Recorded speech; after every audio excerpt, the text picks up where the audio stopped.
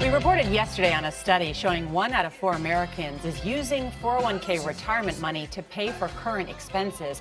Most advisors will tell you that borrowing from your future is a risky move. Jill Schlesinger is editor-at-large from CBS MoneyWatch and is with us. All right, Jill, so how are people borrowing from their 401k? Every plan usually has a provision where you can actually create a loan. You lend yourself your own money. There usually is a limitation, maybe 50% of the account value up to $50,000. So here's what happens. Let's just say you have $20,000 in your account. You borrow $10,000. Now that $10,000, it's not working for you, right? So that's important.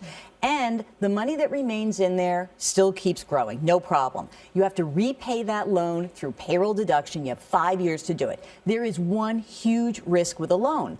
That is, if you leave or you get fired or laid off, that loan has to be repaid in 60 days. Whoa. If not, you get whacked. It's considered a distribution from the plan. So loans can be dangerous. Yeah, you get fired and then you ain't got no job and you have to pay them back. Bingo. But we were always raised, I've always heard, do not touch your 401k unless it's a crisis. So what constitutes a crisis? Well, the IRS says that there are some hardship events that can occur, okay? And they will say, you know, if you have to pay a medical bill, if you are disabled, if there's death, if there's an education bill, you have to pay your mortgage, you can take a hardship withdrawal now. And you have to prove that, don't you? You got to prove it. Yeah. And that withdrawal is, don't forget, it is taxed. You don't get to waive the tax. You've put that money in the account. It hasn't been taxed yet. You pull the money out, guess what? You pay income tax. You also have to pay a penalty of 10% if you are under the age of 59 and a half, although there are some events that qualify to get a waiver of that 10% penalty.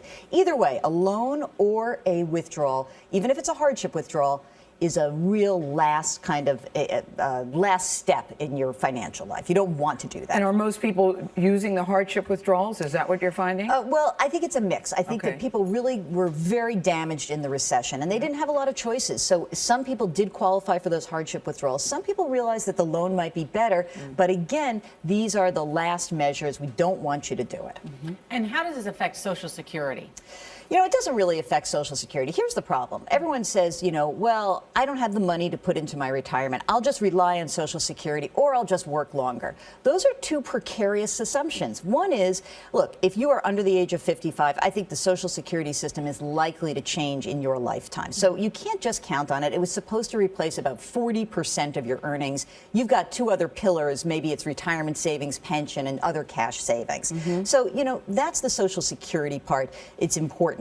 In terms of like the overall, what's really interesting to me is that when you have a whole group of people who are literally relying on, I'll work longer in my retirement, that's also dangerous. What if you can't work? What if your employer doesn't want to keep someone who's over the age of 60? You know, people will say, oh, 70 is the new 65. Yeah, if you're lucky enough to keep your job, and you cannot make that presumption. I like 70 being the new 65. I'll take that. Thanks. Jill Schlesinger, good information. Thank you.